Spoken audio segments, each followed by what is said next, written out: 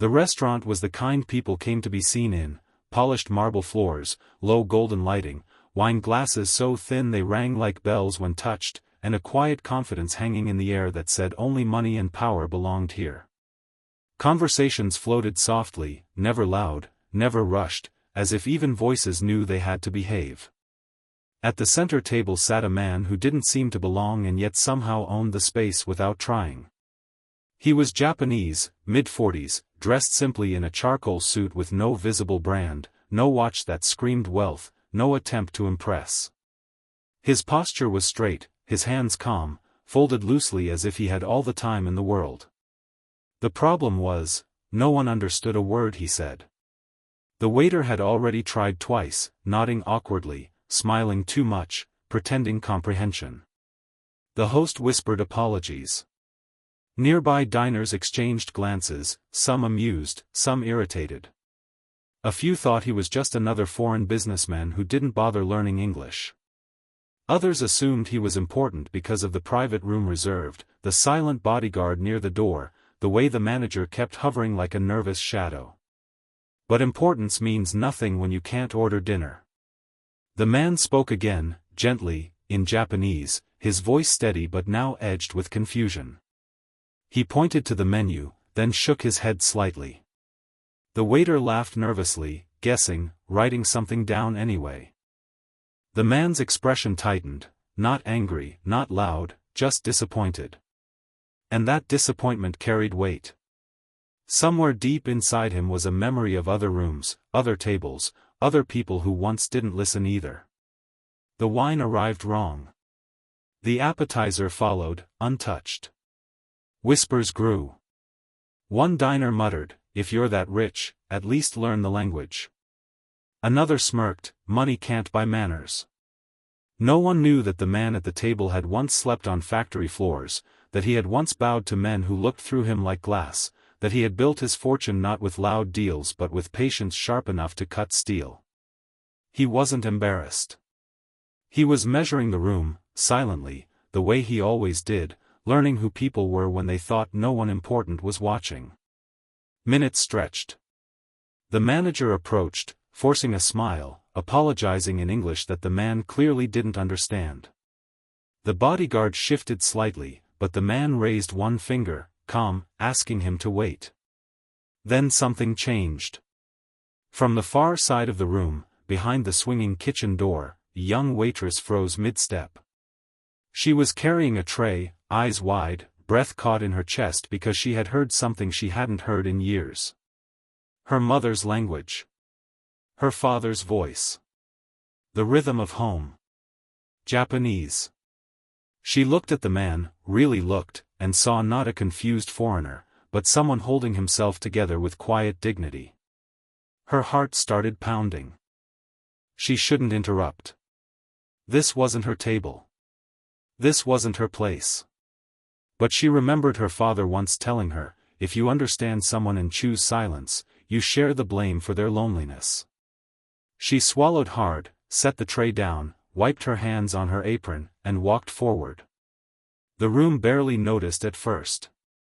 Just another waitress, young, plain uniform, nothing special. Until she spoke. "Sumimasen," she said softly. "Excuse me." The man's head lifted instantly. His eyes met hers. For the first time that evening, his face changed completely. Relief flooded in, raw and unguarded.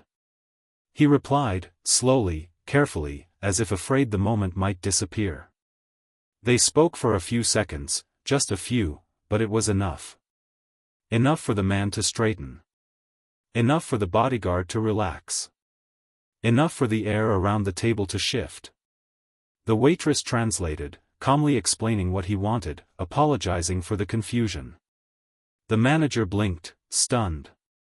Nearby diners leaned in, suddenly interested. The man nodded, then said something else. The waitress hesitated, then smiled faintly.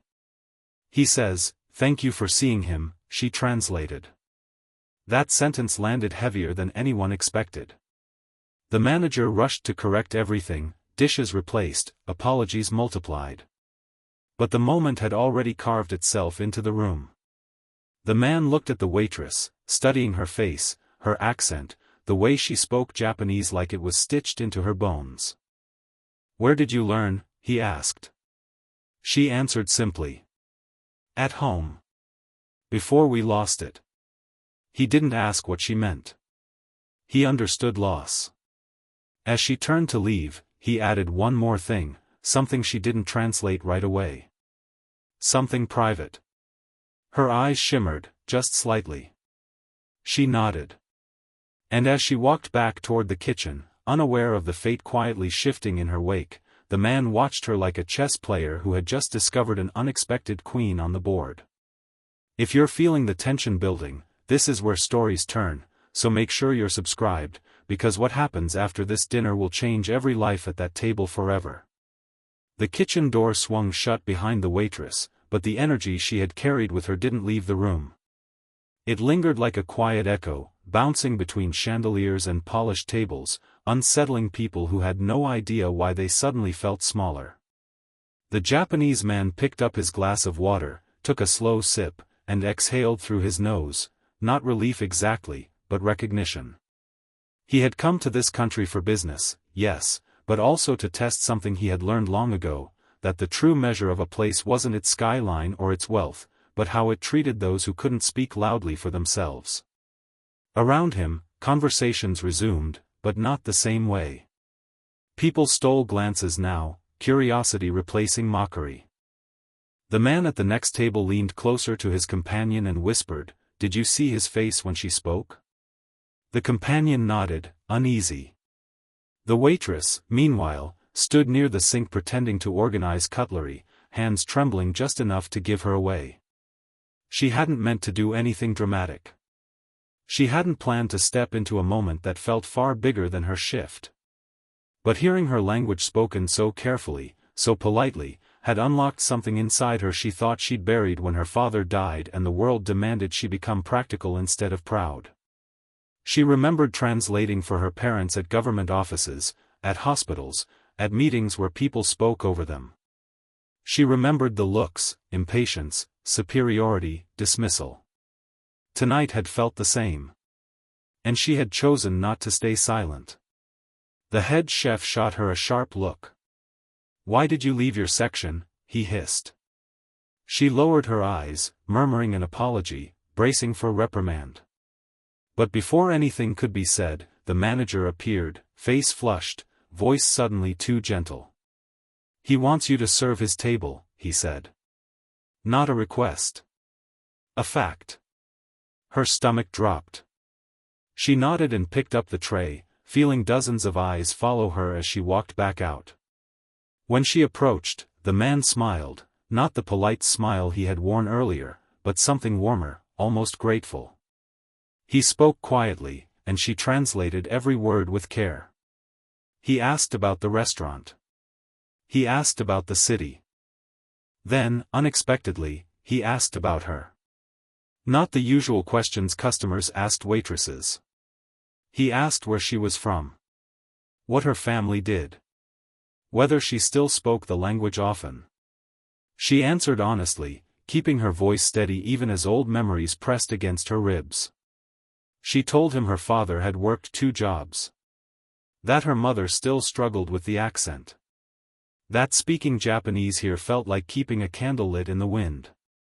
The man listened without interrupting, nodding slowly, as if storing every detail. Then he said something that made her pause. Languages disappear when people are made to feel ashamed of them. She swallowed and translated, though her voice softened. He looked around the room, at the people pretending not to stare, and added, "Tonight, many here learned something without realizing it."